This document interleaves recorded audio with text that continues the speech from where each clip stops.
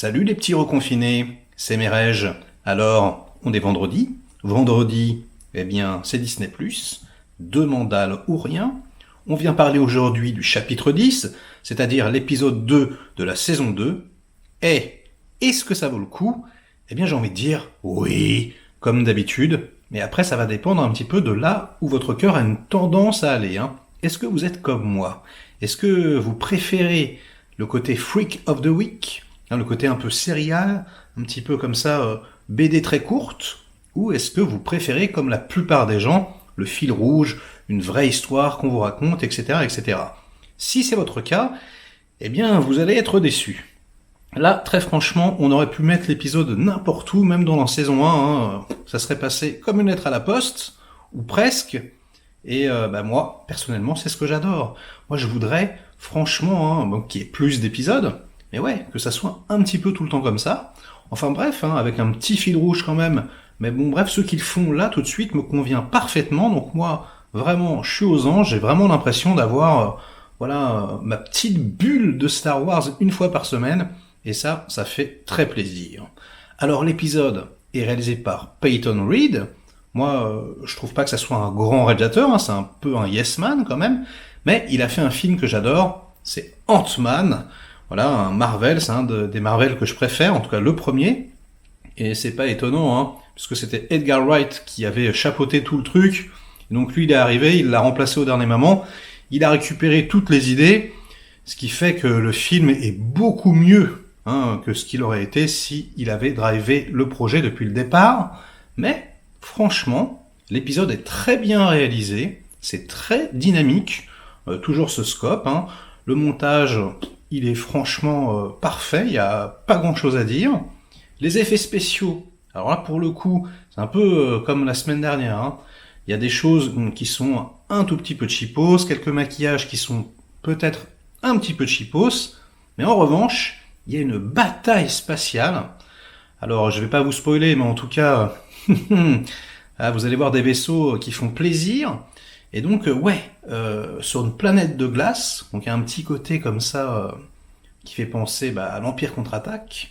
J'avais l'impression d'être au cinéma. Le sound design, il est mortel.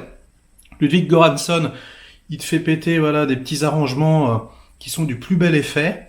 Et ouais, j'étais assez bluffé, j'ai envie de dire même peut-être plus que la semaine dernière avec le gros verre des sables. Là, j'avais vraiment l'impression d'être au ciné. Je me suis dit, ah ouais, putain, c'est vrai que quand même ça coûte cher. La série, ils ont foutu quand même un sacré paquet de pognon sur la table, et c'est très impressionnant. Alors en plus, je vais essayer encore une fois de pas trop spoiler, mais la deuxième partie de l'épisode qui est assez court, qui doit faire 35 minutes, puisque au début, il y a le générique et puis à la fin aussi. Donc 35 minutes par rapport aux 53 minutes de la semaine dernière, c'est dommage. Moi, j'aurais préféré que ça soit un tout petit peu plus long. En même temps, on n'a pas du tout le temps de s'endormir. Ça s'appelle The Passenger. Donc en gros, notre Mandalorien préféré doit escorter genre une femme grenouille. Et c'est sans temps mort, on s'ennuie absolument pas. Et du coup, il y a la poursuite, et ensuite, on va lorgner un petit peu comme ça du côté de Starship Troopers. Il y a énormément d'araignées, d'arachnides en synthèse comme ça, des toutes petites, des moyennes, des énormes. Et elles sont extrêmement bien faites. La synthèse est magnifique. Le design, c'est toujours Doug Chiang. C'est parfait, enfin moi je trouve ça vraiment mortel. Baby Yoda, c'est Baby Yoda, il est toujours craquant, il est toujours mignon. Là en plus, il fait plein de conneries dans l'épisode. Notamment, vous allez voir, et c'est particulièrement dérangeant, j'ai trouvé, on doit l'idée à Jon Favreau, c'est lui qui écrit l'épisode, et il gobe, il mange certaines choses, et vous allez voir, c'est bizarre. Toute la direction artistique est vraiment extrêmement bien faite, notamment tout ce qui se passe dans la planète des glaces, dans les grottes. Ça réinvente pas la poudre, mais franchement, c'est vraiment de très haute tenue, surtout compte tenu du fait qu'on est à la télévision, faut pas l'oublier. Donc, c'est vraiment ultra satisfaisant. En revanche, et je terminerai là-dessus, mais qu'est-ce qu'ils font Disney+? Parce que Là, c'est la 2e saison. Donc ça fait à peu près 1 an que Disney Plus est disponible. Qu'est-ce qu'on a eu à part le Mandalorian? Bah que dalle. Et quoi, il y a eu la Belle et le Clochard version live. Mais il y a quoi? Il y a Artemis Falls, qui est pourri, mais bon, ça devait sortir au cinéma. Mulan, c'est pareil, ça devait sortir au cinéma. Qu'est-ce qu'on a eu comme programme original, comme série originale? Mais rien. Que dalle, en tout cas. Je sais pas, si je me trompe, dites-le moi, mais rien de marquant. Et quand on compare à la frénésie de production de Netflix, où ils arrêtent pas, mais voilà, toutes les semaines, t'as l'impression qu'il y a 5 séries qui sortent. Et en plus, là où c'est quand même hyper impressionnant, c'est que tu peux prendre n'importe laquelle, tu cliques dessus, tu la mets en route et tu t'aperçois que ouais, c'est qualitatif, quoi. Quand, en tout cas, le public visé en a pour son argent.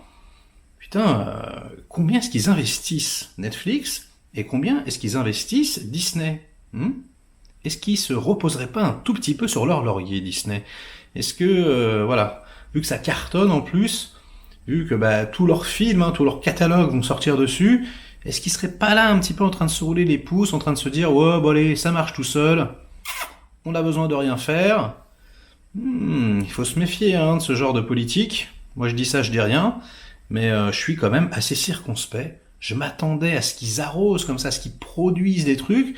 Là, on a des effets d'annonce. On a bien Kenobi, la série sur Obi-Wan qui va sortir.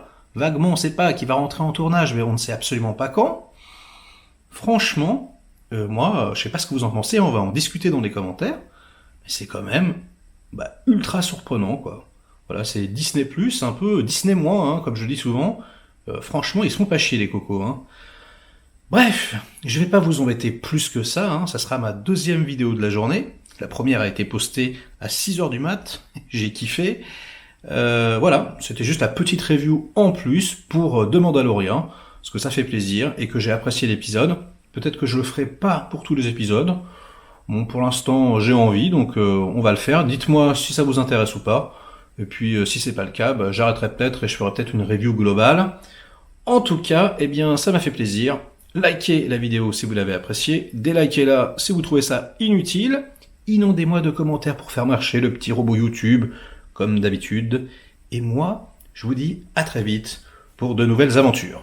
Allez, ciao les petits reconfinés.